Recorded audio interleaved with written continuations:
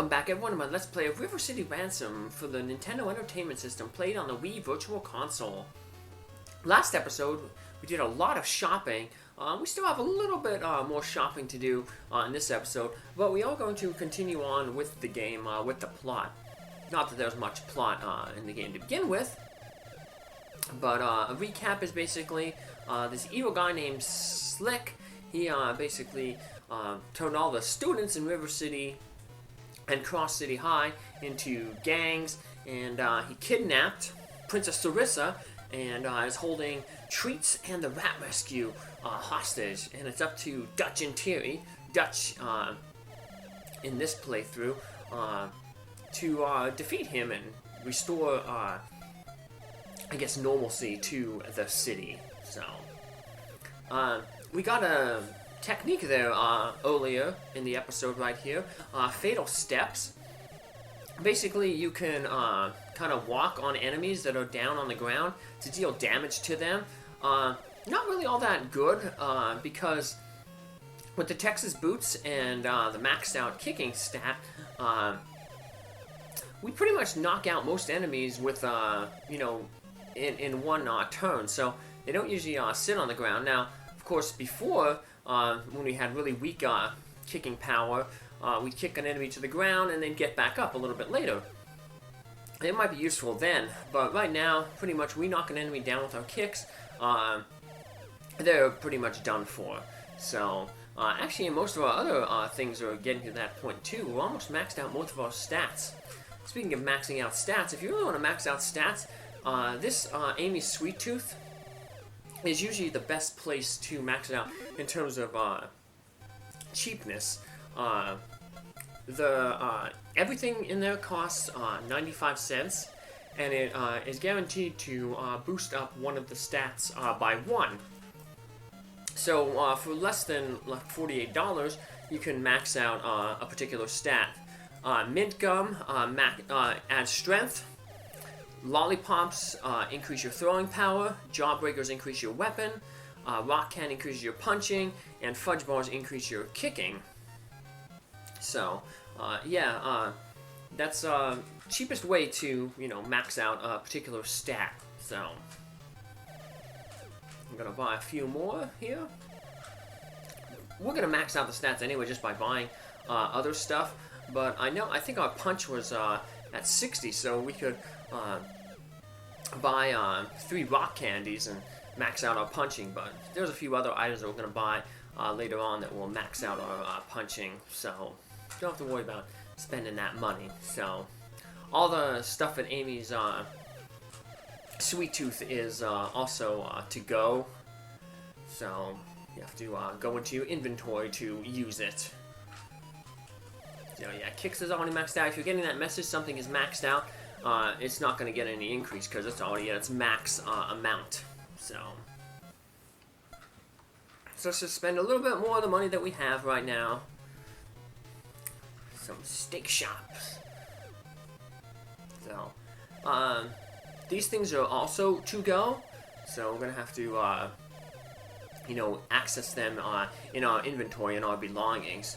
You can always tell if something is to go if your character doesn't eat it on screen when he orders it. So,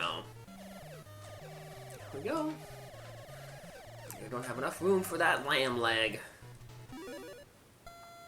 So, it's funny, these things, we pull them out and we actually, like, it says that, like, we cook them up. So, you know, we take time to cook a sirloin.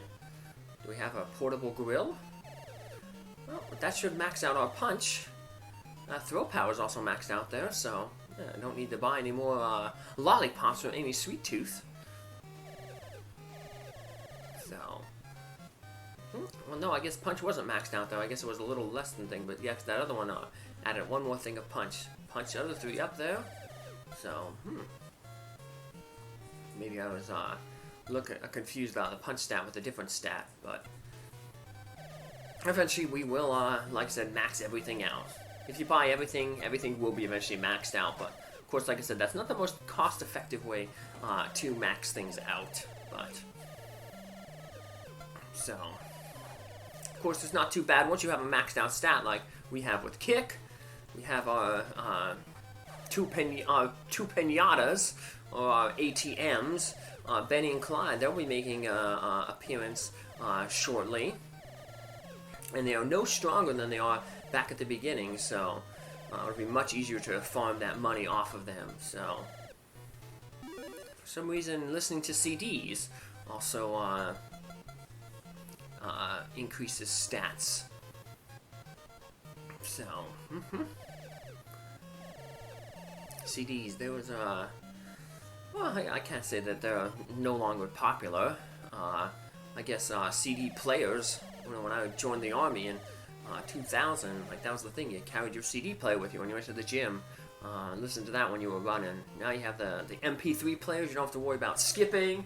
You know, that was the big thing. If you had a good CD player, it had like 8-second anti-skip. So like if something, normally if you had a regular CD and something bumped it or something, it would stop and it would have to refine. The laser would have to read the music on the disc, would have to like reorient itself. But some of them like went ahead, the more fancy models went ahead a few seconds, so even if you bumped it, it would still play, and hopefully it would readjust itself in the built-in adjustment period that it had.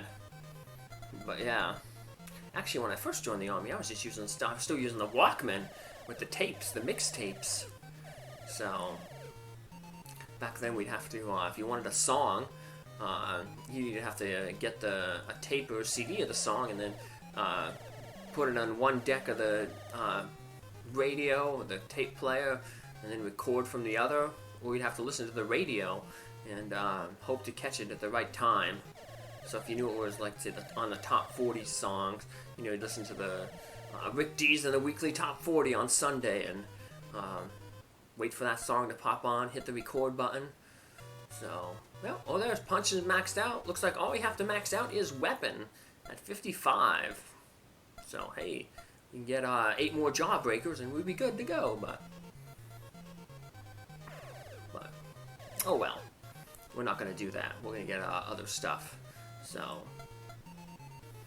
and I'm just going to pitch the Texas boots. I'll be using other stuff instead. Yeah, unfortunately, it dropped our kick and agility below their initial threshold of their starting value of 15, but we'll boost that up eventually. My OCD is kicking in again. There's going to be another ability that I'm going to want to buy, and I wanted to have all my abilities on the top. Unfortunately, you can't like shift your inventory around, so I want to have all my abilities on the top, and then have you know the items like the boots on the bottom of the stack. So, but it's not going to hurt too much. It's going to slow down our running and our jumping. But in terms of being able to defeat enemies, not too much of a problem because hey, we have stone hands and we have a maxed out punch. You can see how much much our kick has been degraded by how far we kicked that crate. Remember when we had the Texas Boost, the maxed out kick power, we kicked the crate all the way across the screen, but now we just barely kicked it like a third of the screen. So, alright. The vacant third wheel factory. This is where we're told that Thor, the leader of the zombies, is. So, we also got a pretty tough gang here, the Squids. So, they're apparently, according to the manual, they're like all named after, like, they have like geeky names. So they're apparently like the smart kid gang. You had like the frat boys, they're like the party gang. The jocks, they're obviously the sporty gang. The mobs are all named after like kind of gangster names. These apparently all like the smart kids, the Squids. Then we'll have the cowboys later on. Oh, here they come right now. The cowboys, they all have like cowboy names. Duke, Tex is one of them.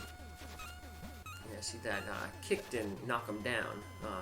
So maybe I could have used the fatal steps to walk on top of him while he was down. So maybe I could use the fatal steps a little bit here, but I got this crate here. It's the second most powerful weapon behind the trash can. And we have a almost maxed out weapon, so you know, we're gonna knock them down pretty easily. that jump up there, you can actually make that jump. I got really close to making it, but I missed it. But yeah, if you have to backtrack, you can actually make that jump. It's not a dead end. So now, if we defeated all 3 of the other zombies, Blade, Turk, and Mojo, then Thor will appear here. So you found Thor, head of the zombies. Welcome to your worst nightmare. I'm thinking Altered Beast, where at the beginning of the stage, the guy always goes, the bad guy's like, welcome to your doom. So when we defeat Thor, he says that Ivan guards the gate to River City, and that is the game trigger to have Thor, to have Ivan appear at the gate to River City. And Ivan has to appear in order to get into River City, because you have to, in order to get into the thing, he has to pop out and basically open the gate for you. So he like tests your mettle. You know, he's like, beat me and you can get access to the high school. But of course, if he doesn't appear, then you know you don't get that trigger and you can't get into the high school even if you beat all the gang members outside. This is one screen where there will never be a gang, so it's always empty. The downtown, the back entrance of the third wheel factory.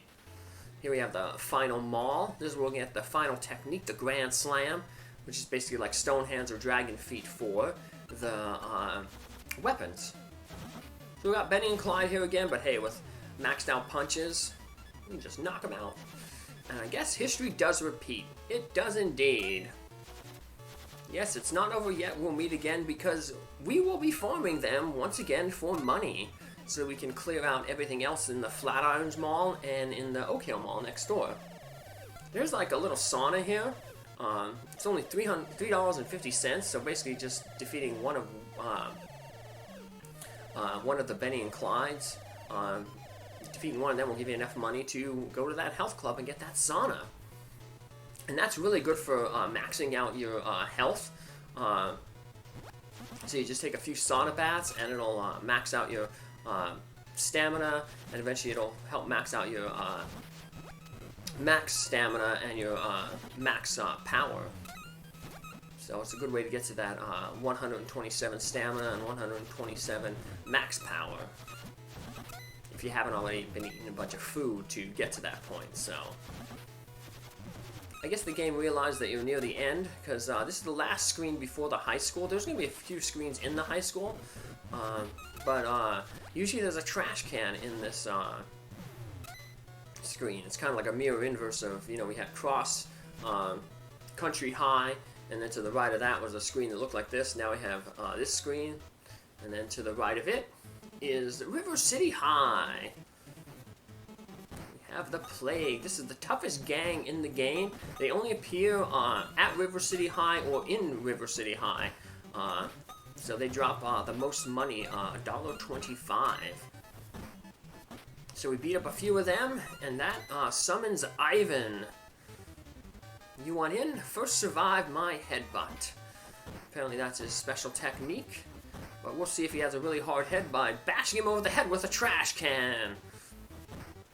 So, Ivan, according to the manual, is apparently Russian.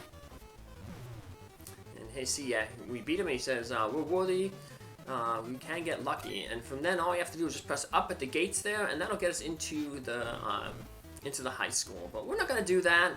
We're going to go back and do some item shopping. So we're going to go pick up that Grand Slam, that last technique that we needed. And then we'll farm Benny and Clyde to max out our money again so we can buy the rest of everything else in the malls. Actually, I'm just looking at, there's actually two techniques that we can buy. We're going to get the Grand Slam, and that's the more important one. That's $57.50. And then we have another one, Javelin Man. And that's a little bit more expensive. I think it might be $70. I don't have the right price on me right offhand. But that's kind of useless. Basically what that does is when you pick up an enemy and you throw them like a javelin and they fly across the screen. interesting, speaking of Benny and Clyde, right here, you could soft lock the game if you're playing 2 players, and you have Javelin Man equipped, and you throw the player 2 with Javelin toss across the river, because they basically just fly off the screen, and they never, unspawn, and so the game just locks you there. So, yeah, there it is, Javelin Man, $78.25. Not a really good technique. We could buy it here, but like I said, we'd rather buy the Grand Slam technique, because that's going to really help with our farming. We'll have a weapon, we'll be able to swing it really, really fast, take out Benny and Clyde, and get all that money from them. So, but I was mentioning about Ivan being Russian according to the game manual. I guess I have to wonder if maybe he's Samoan instead, and I guess that goes back to an old little trope from World Wrestling, WWF, now WWE, World Wrestling Entertainment. There was a team back in the day, the Wild Samoans. Hall of Fame WWE tag team, Alpha and Sika. They're part of the Anoya family. A lot of their family members are big in wrestling. Even right now, like Roman Reigns, the Usos, The Rock. But anyway, the big thing was their thing was they'd headbutt their opponents, and apparently they were saying that they had the Samoans had really hard heads, so that's how they were able to get away with headbutting their opponents and not getting hurt, or sometimes kind of a comedy spot, I guess. Someone would try to headbutt one of the Samoans, off of Sika, and they would end up hurting themselves rather than hurting their opponents. I bring that up because next episode I'm going to be doing a lot more shopping to fill it up, and obviously I need to fill time. But the interesting thing about Alpha, I said a lot of his family members are pretty prominent in wrestling, but even non-family members are prominent that he trained, and I went to his school, the Wild Samoan Training Center up in Hazleton. So I'm going to share a little bit of my stories from training under the tutelage of Alpha the Wild Samoan in the next episode while I'm doing a whole bunch of shopping. So come back, and I hope to entertain you with those stories. Take care. Have a good day. Bye.